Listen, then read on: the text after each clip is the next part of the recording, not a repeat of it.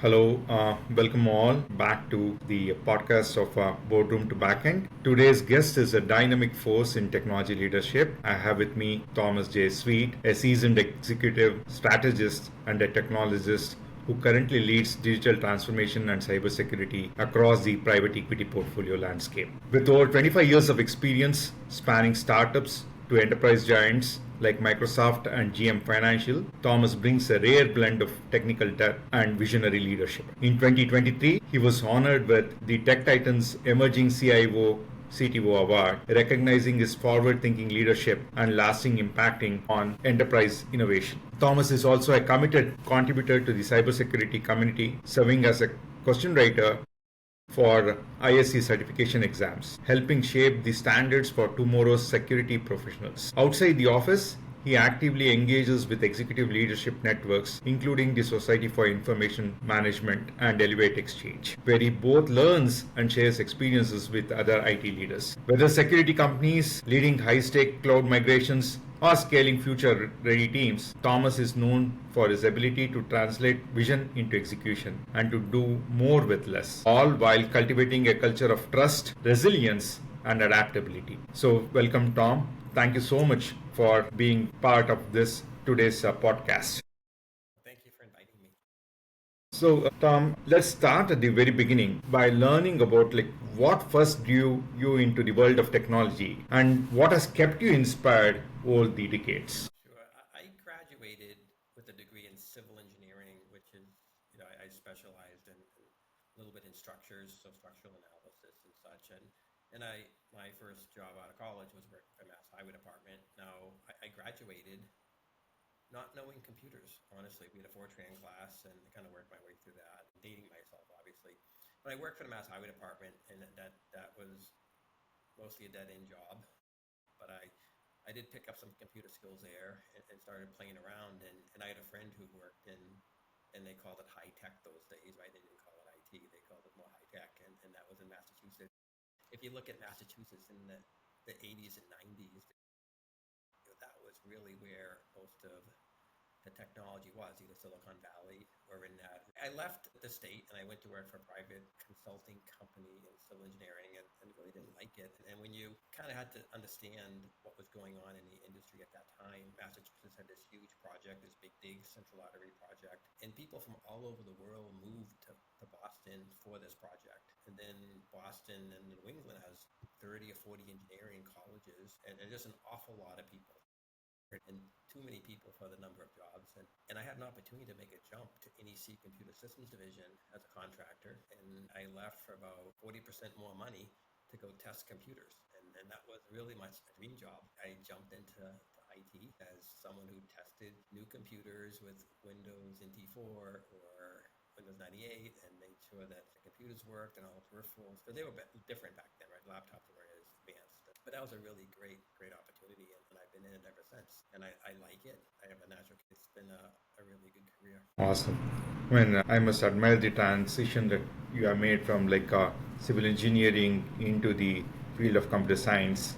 So you mentioned about you are continuously curious to learn new things, right? So and adapt to, obviously, given the IT nature of the business, everything is moving so fast, so you need to kind of keep pace with that. So in similar light, I'm sure the way you have grown your career, has your leadership philosophy also evolved as you have moved from more like a tactical roles into mostly where you are currently in the C-suite positions? Sure. I think I've really taken on what Nicole Forsgren in the book Accelerate. I don't know if it actually wasn't in that book, but it was in a blog post. Talks about the idea of transformational leadership. Where with transformational leadership, you have a vision that you show everyone, you have inspirational communication, you have intellectual stimulation for the team, right, to keep them engaged, right, you have supportive leadership, and personal recognition. That's really where I've migrated to over the years, right, because that's important when you're trying to gain buy-in and have people stay working for you and to get. So you mentioned about how do you kind of transition from creating the vision into actually bringing that to the life, right? So you talk so much about the importance of communicating that compelling vision. So, what does that look in practice? And see, it's not that like always people would align to the vision that you may hold. So, how do you then tackle the organization's resistance to embracing the vision that you hold in terms of technology?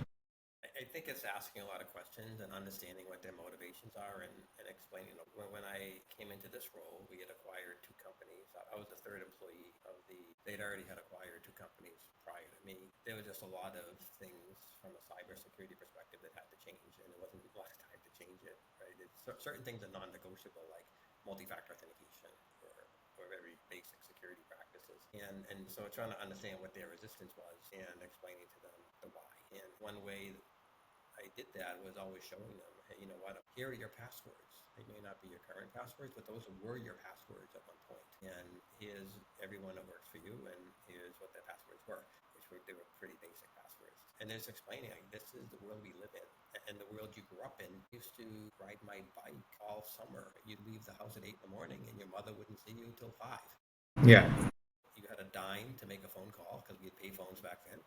And other children were as long as they were home by the street lights, that was fine, right? And that's a different world these days, right? You don't even let your kid go down the street sometimes by himself, right?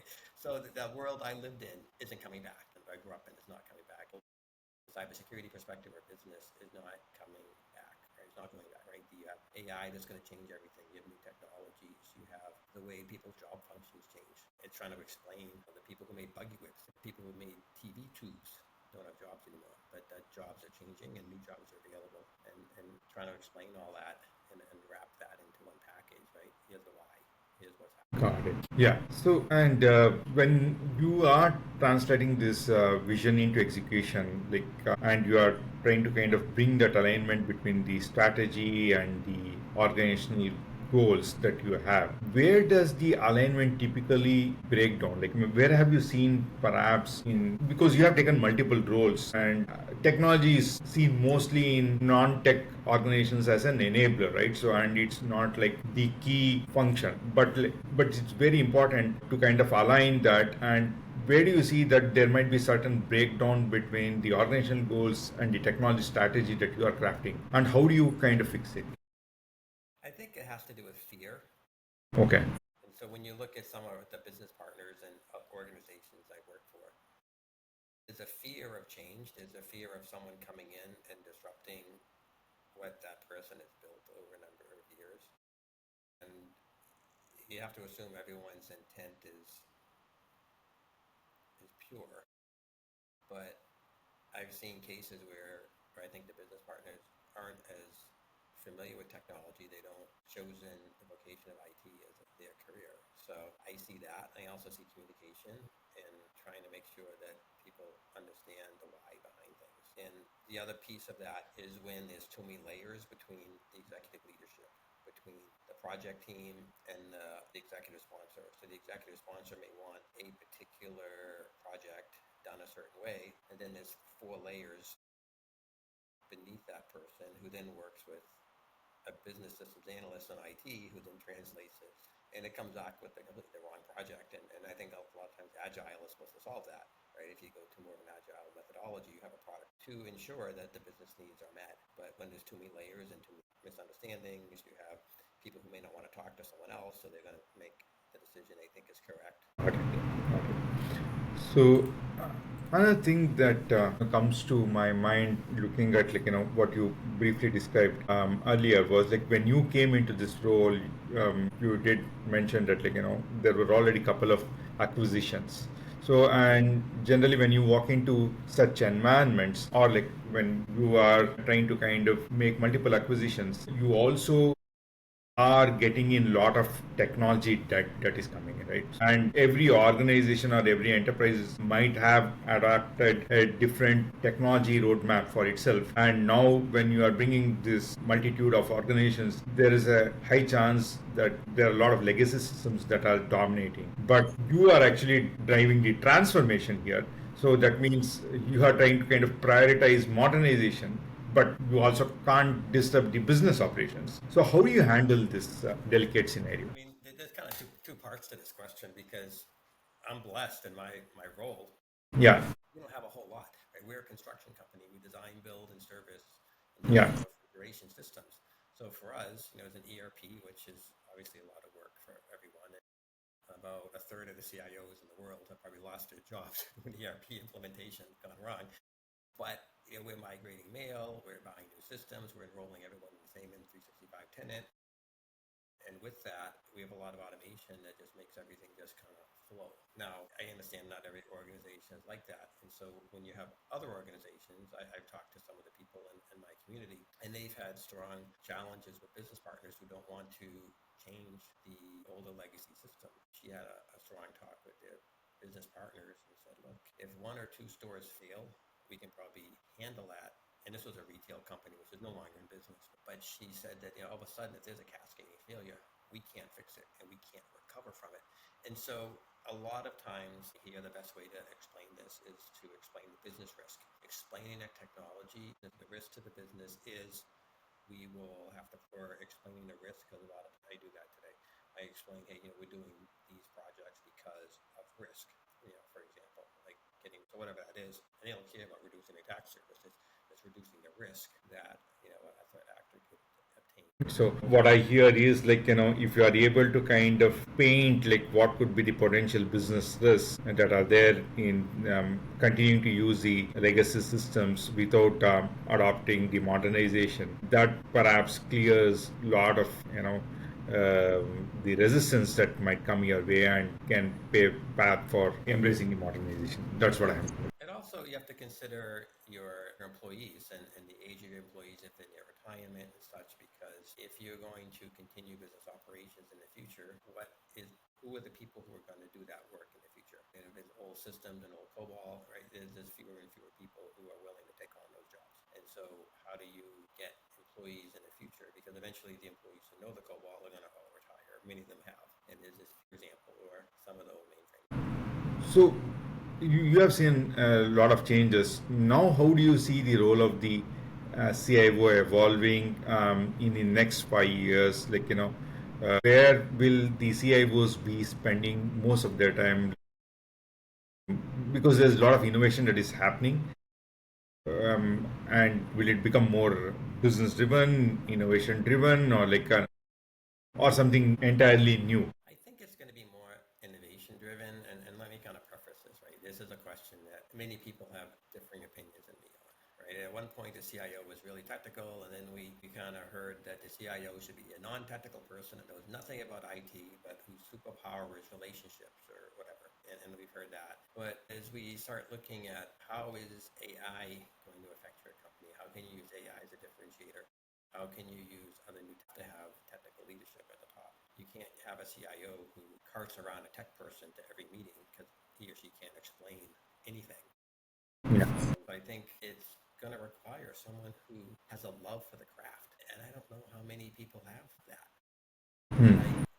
I go to a lot of different meetings and meetups and different events. I don't see as much of the love for technology. That I see a lot of talk about golf. I talk about, these are the YouTube videos I saw. Okay. Recently watched, talking about Evil Jinx 3 Pro, which is a tool for fishing. It's an open source tool for fishing that he created. He's going to sell the pro version. And I was watching that. And I was like, wow, that's a scary tool. But I just don't see.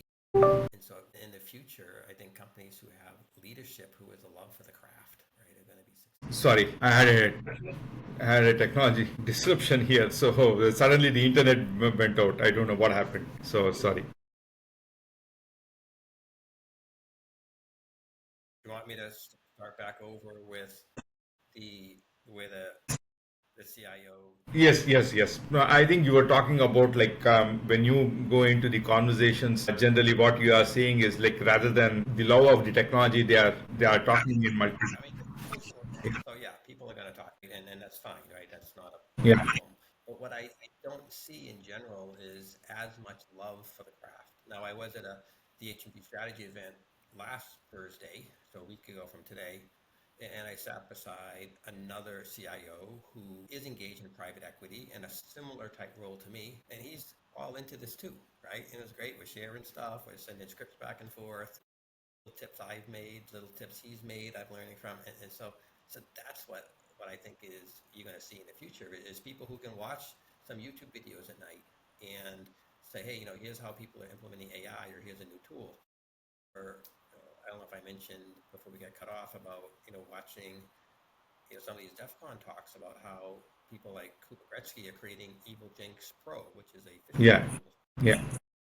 And so these are the things that and so people who have that can help drive the technology vision, because the business partners know mostly what they want, but they don't know what's possible. And so taking that information, so if this was possible, how would the business partner change his or her view? And they don't know that can be done. So if you explain it to them, then it's like, wow, they may have even more ideas or better ideas or additional ideas than they originally really is helping to drive business value through technology. And I don't know if we've lost that in some, I think we have.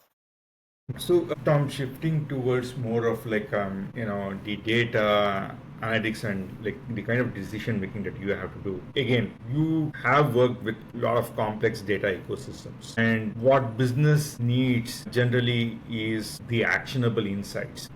More often than not, we have seen enterprises struggle with getting the right data at the right time, right? Like, because one, it is lying in silos of ecosystems. Say the complexity of the ecosystem, like if you have got multiple businesses, again, it becomes even more challenging. What is your philosophy, or like how do you ensure that like you can always get actionable insights from this complex data ecosystem?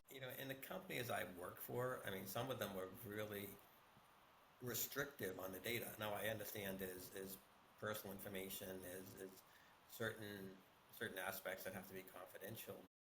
But to be able to put the business owners in a position where they can get their own data and then be empowered. Yeah. Because anytime you start adding layers and handoffs, right, there's mistakes, is people creating a report who think they're doing the right thing. That's really not what the business partner needs. So having some sort of self-service, and that's what we're implementing now, right, with our new ERP. We have the ability to create Power BI reports. So I'm going to, first of all, our IT is not big enough to be able to give the white glove treatment to everybody for their reports. So we have E5 licensing, so we can get them Power BI and teach them how to create their own data. Now the risk is that the answer they get could be wrong because they don't. I think it's be able to empower them to get the report when they need it, as opposed to another handoff for the type of data we're dealing with. Service.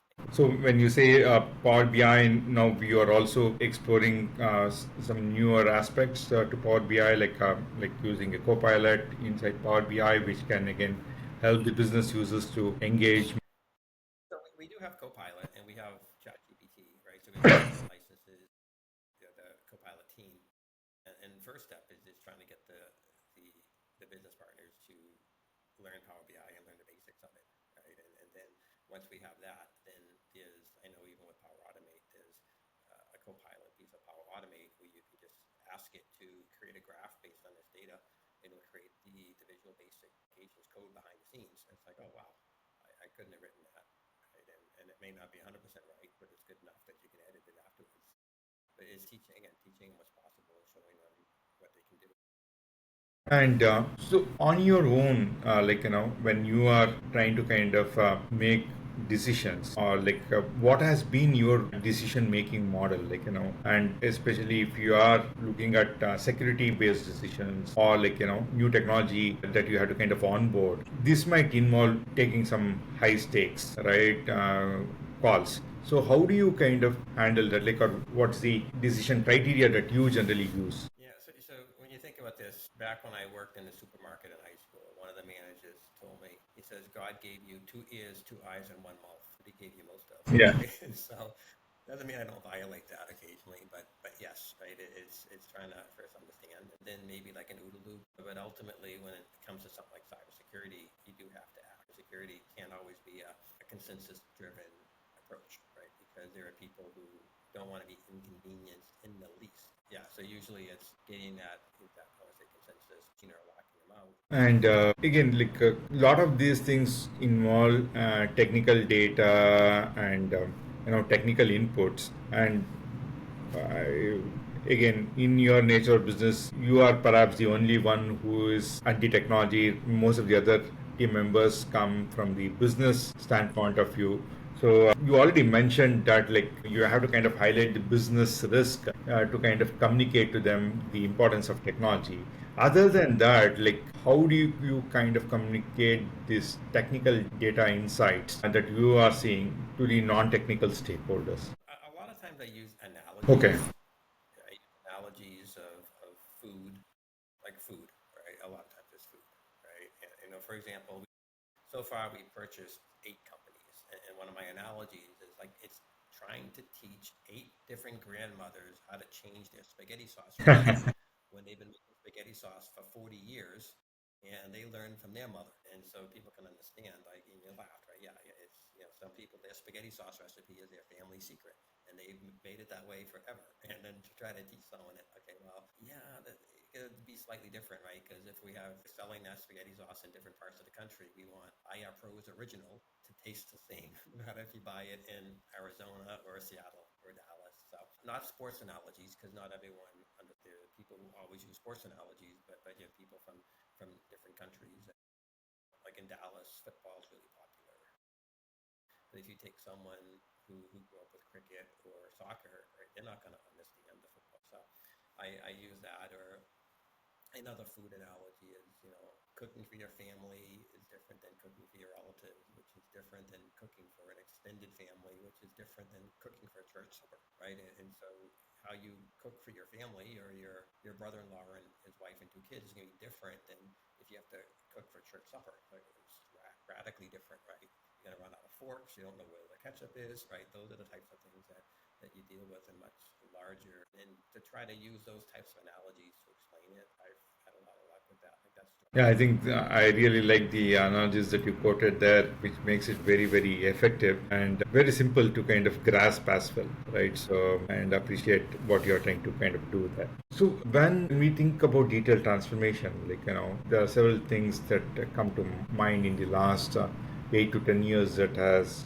shaped the industry, or like how the digital transformation has been seen. One is like how the delivery models have changed to be more agile. Then it also is an era of where cloud came in, and cloud kind of became the mandatory technology infrastructure for everybody to adopt, and few other modernization technologies. So which of those do you believe created the most lasting organizational impact for you, and why? For me, I think it was Okay. agile because I just believed it in my heart. And so a lot of my jobs were in QA, and so QA was always in the waterfall model, always at the end. The requirements had always changed. There's never enough time, right? And sometimes dev and QA were segmented, and so you're trying to write automated code, but the dev code is always changing. It's always in a different region. Changed a lot of that.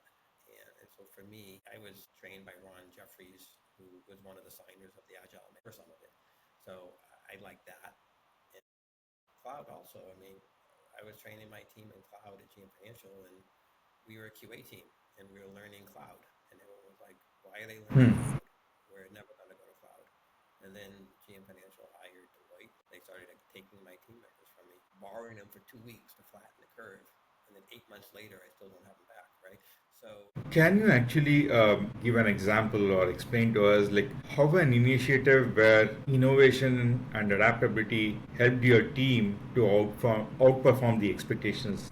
I can do that. In 2019, I was meeting with our finance partner, and he told me like we had way too much money left over, and I had to spend it or lose it.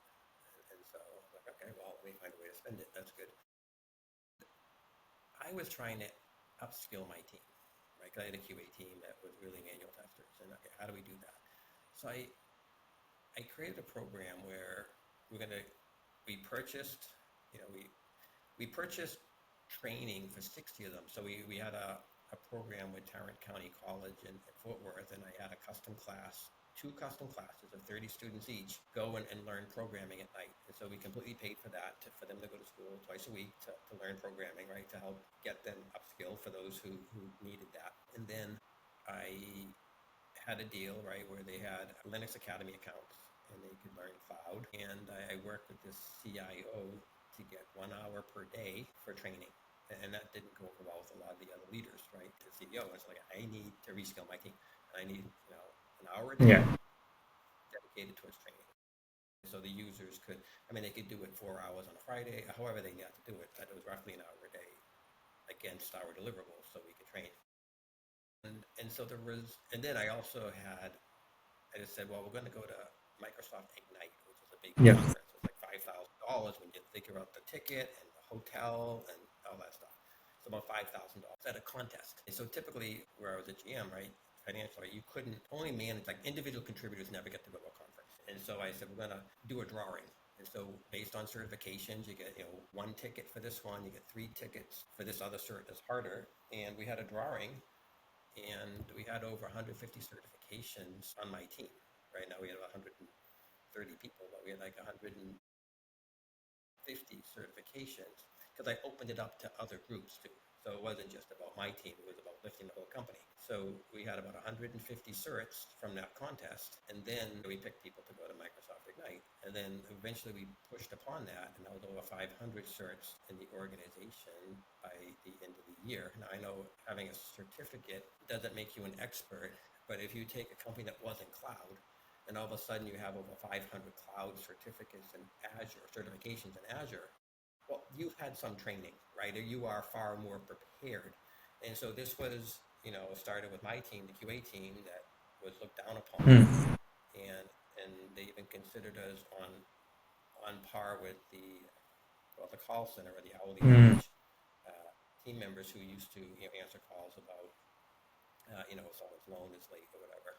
So we really outperformed that. Right? Because again, I lost a lot of my team to the Cloud Center of Excellence because there were business needs, and my team had to Yeah. fill it. So they were acquired by that group, and eventually I went down there too. But so yeah, I think we definitely exceeded expectations there because who would have thought? Right. And then I got people rebranded as software development engineer because they could develop, right? They could do infrastructure as code, they could write software, they could write tests, right? They could deploy to cloud, right? That was a whole package. So that was really.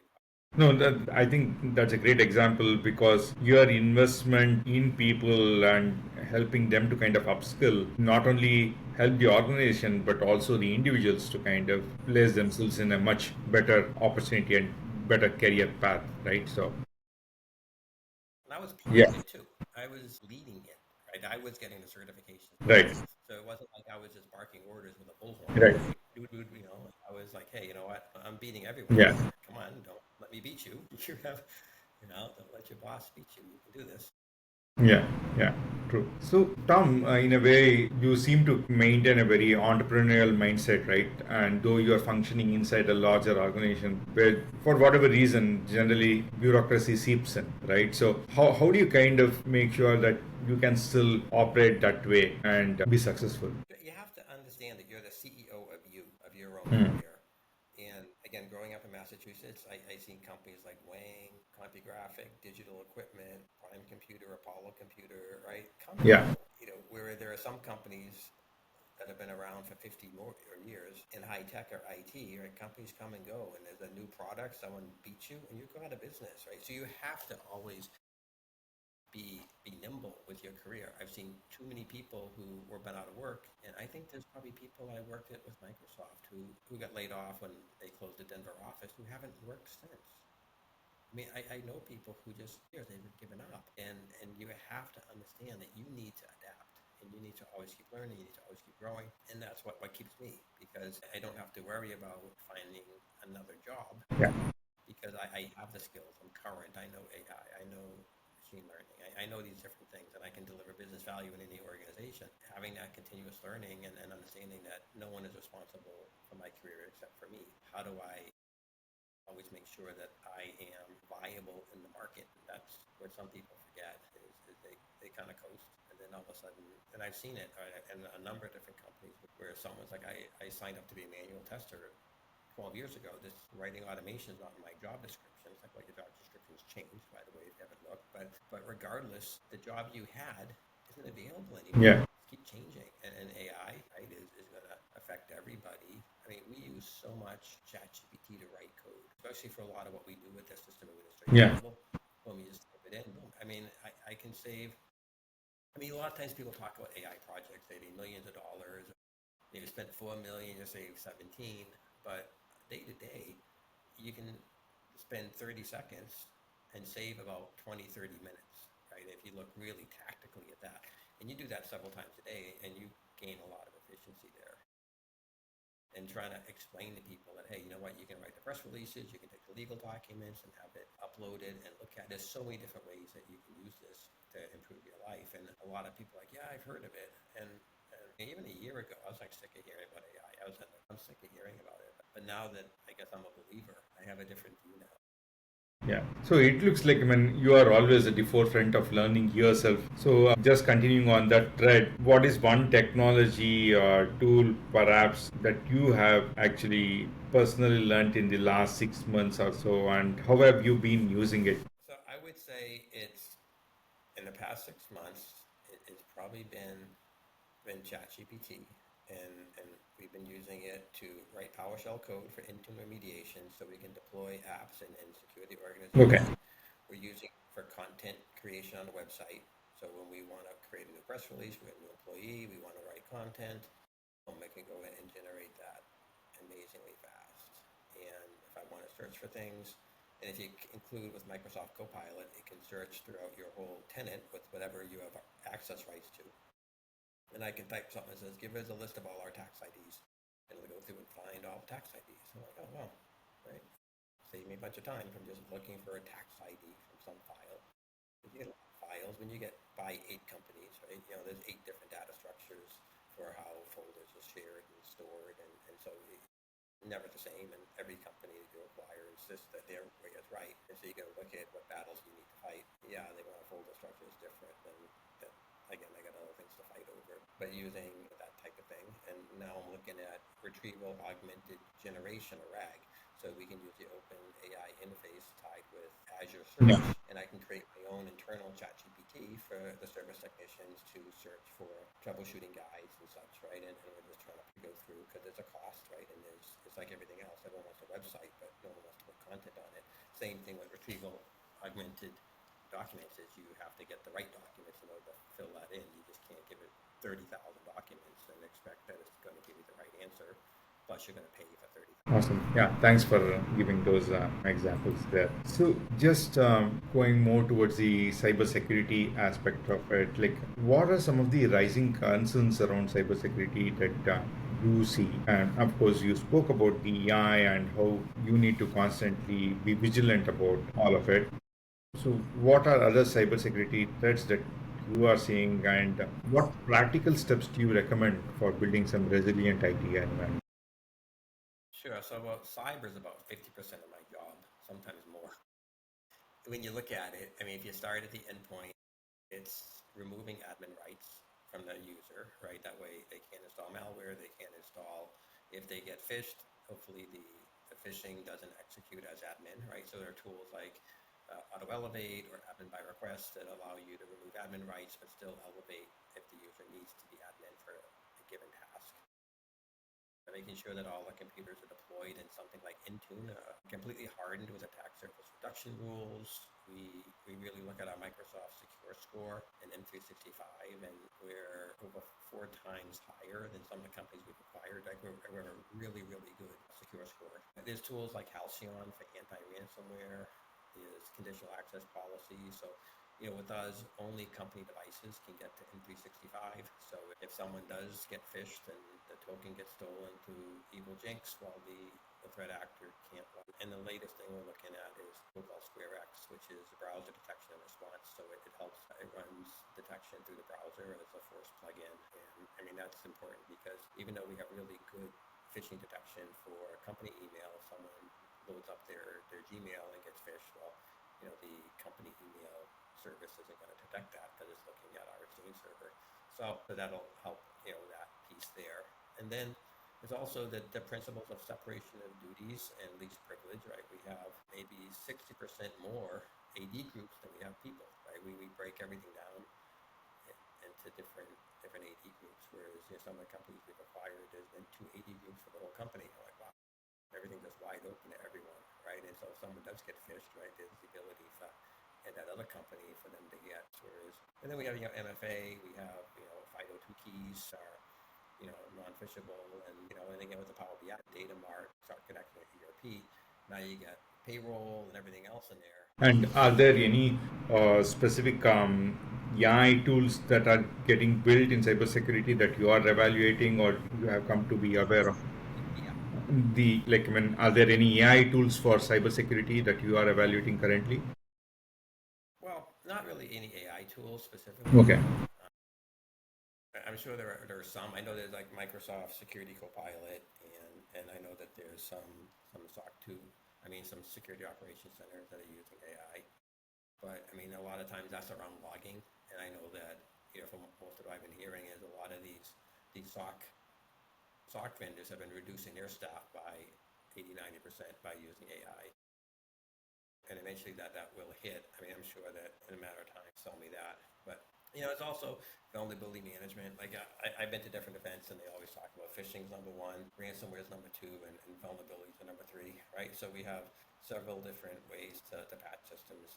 We have 3 different systems for patching, and so we're always trying to get the systems exposure scores super low in our secure score. Thank you. So now, just shifting a little more into you have always had a passion for mentoring and building teams and creating a legacy. So just wanted to kind of learn a little more about that. So Mhm.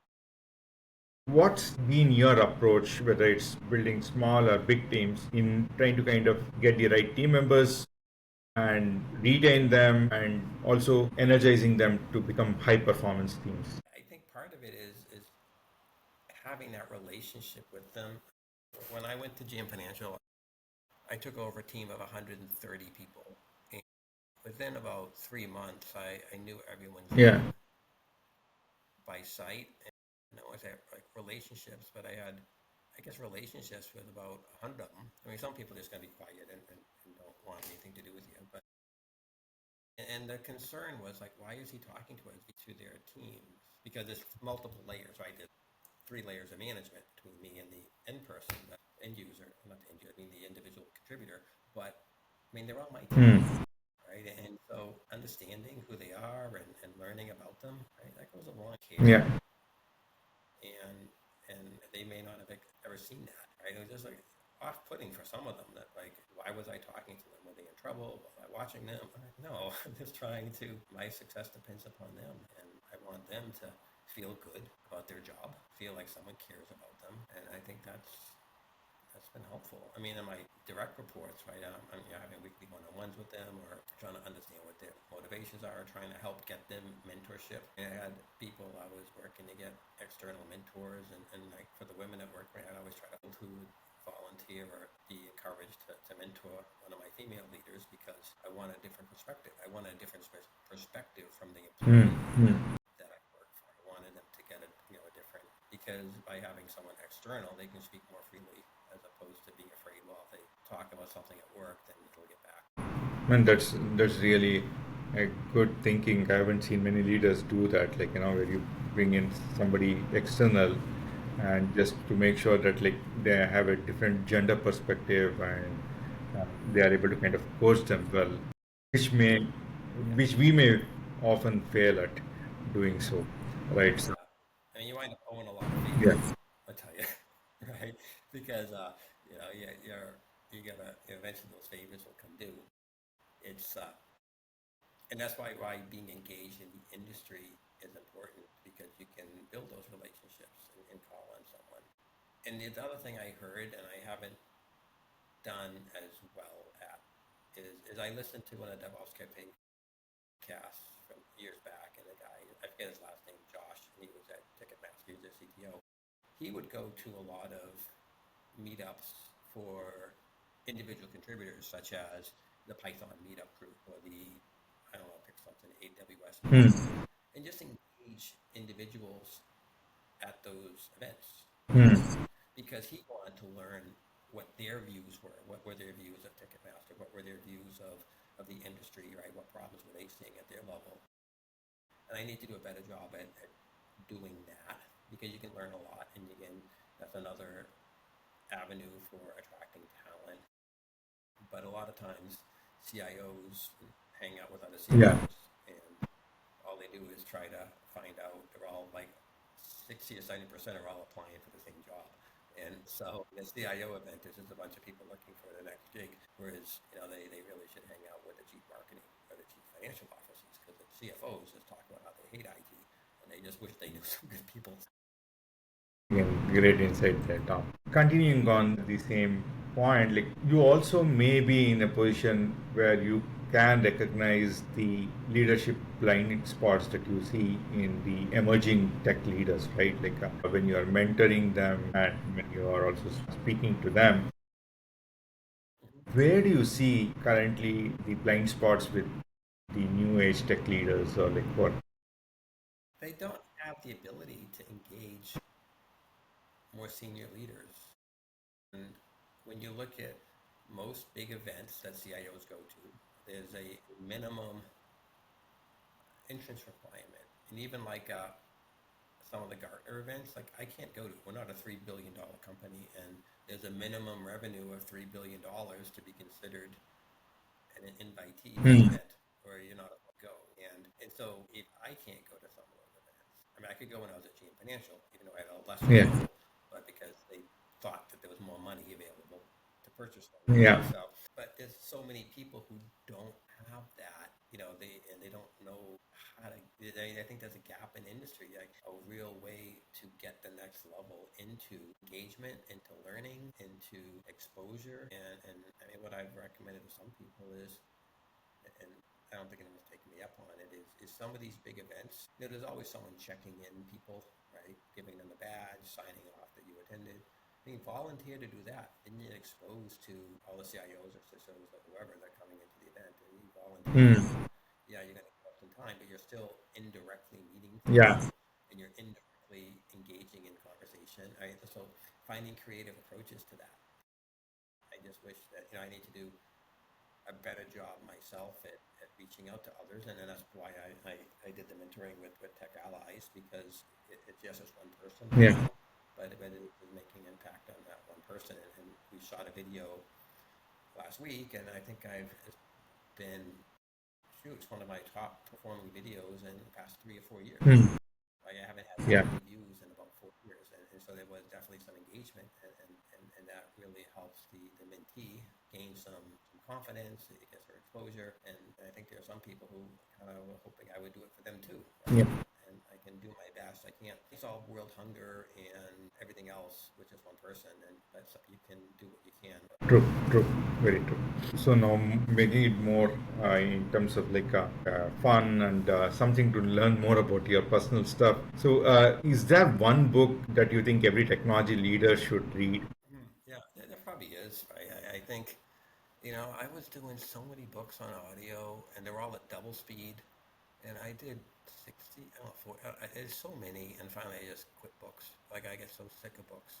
And I actually have one now. I was mowing the lawn, and I didn't want to listen to any podcasts, so I pulled up a book that I bought. I don't even know what it is. It's like about product. And I was like, huh, interesting. But to answer your question, I think the one book is called The Goal by Dr. Ilya, who wrote Hmm. that, and it was written in 1982 about the theory of constraints. Then Gene Kim and others rewrote The Goal, and they called it the Phoenix Project. But the Phoenix Project is a book inspired by The Goal. And the Phoenix Project is a great book, and nothing against it. But if I had to pick one of the two, I'd pick The Goal, because The Goal was the original book. It's significantly longer, and it covers theory of constraints and how just-in-time manufacturing worked, and it explains that pretty much any improvement not made at the bottleneck doesn't help the flow. Hmm. And that was a really, really good. I don't know if you've read the book, but they were trying to sell Yeah. automobiles, and they have all these parts stacked up, and they can't get things out the door. And it's like, well, how do you get product through the system? And when you start thinking about that, that applies to a lot of areas in life. Now you've listened to it. Wow. And is there any podcast that you generally look up for, like where you consume a lot of your information to? I get about 30 podcasts on my Oh, phone, right? So from from a tech perspective, it's Technovation, or it's Technovation with Peter Okay. High. And I also have a book downstairs, Getting to Nimble by Peter High. And it references Sharif Mohammed, who is the CTO of CarMax. So he's sometimes in Dallas, right? But that's, so there's Peter High, there's CXO Talk of Michael Kinsley, there's Security Now with Steve Gibson, and then I also have a lot of other podcasts of other Yeah. stuff, because here's my problem when I did the 60 books and I did the 300 manager tools podcast, right? I got to do something else in life too, right? I just can't be, I have to enjoy other things. I just can't be a business book, right? Maybe I want to read Moby Dick, which I haven't got through yet, but I did The Great Gatsby. And The Great Gatsby was on a list of one of the top 3 pieces of American literature. So I got through that one. Moby Dick was also on the list. That's a long book, right? There's a lot of long stuff in that, right? And so I haven't completely got through that. And that's a great book when I'm on the plane, because I can go and just listen about him rambling about 18 different types of fish. Nonetheless, I want to get through that one. And what does your morning routine look like? My morning routine is, I get up and I try to exercise, right, every day if I can. Either go for a walk or do weights. I try to meditate, though it's best not to look at your work email before meditating, because that can really throw you off. And then usually I start about. And is there one failure that you would look back and say that you are really grateful for that because you had an opportunity to learn quite a bit from that? Yeah, how many failures have I had? I've had a lot, right? I mean, I make mistakes all the time. I mean, when you look like failure is, when I left MapTech. So MapTech was a Australian-based company that their product was there for 6 years, and decided to move on. And then about that time, the ownership in Australia decided to make changes across the board, right? And so I had left prior to that, but all the global roles were going to be relocated to Australia. So I left at an opportune time, and I went to another company, and I just didn't work out there. I didn't fit. I didn't handle it right. Figured out that they were going to outsource my whole team, and no one would say what was going to happen to me. And the plan to outsource my team was in place before I was even hired, and the division CIO who hired me was a team was a situation better. I just felt like a failure for the whole job. But that led me to GM Financial, and I was there for 6 years and had some great success there. And so I know all of us are excited about AI.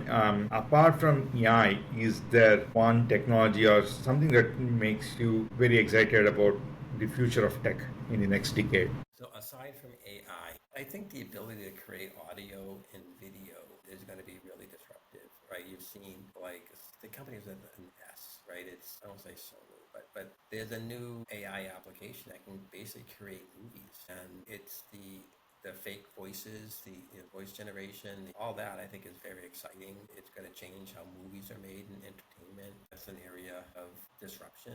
What my focus is, but watch videos on YouTube. Sure. So, Tom, you know so much about cybersecurity, and you're also very well, adept at the new age technologies, including AI. So, say you were supposed to kind of do one product company, let us say at this point in time, you were to kind of think of and build one. What would that be? I was going to build a new Yeah. company, like a product. Let us say you are building a tech company. Is there a space that you are very passionate about, or which you feel that I should be doing this? Yeah, I never really thought of that. Right now, my focus is really helping this company be successful, but I would build something software related in the industrial space, because I'm in the industrial space now. Or just the nature of, whether you're construction or you're, sure, I think I read 70% of all Wow. thing in that space. Tom, is there anything that we perhaps should have spoken about, but we didn't have an opportunity to kind of speak, that you wanted to kind of share to the audience? No, not really. I think it's just, it's cyber, and like I said, cyber is about 50% of my focus right now. Just the nature of the threats, the changing environment, and always trying to protect, right? That can be somewhat overwhelming.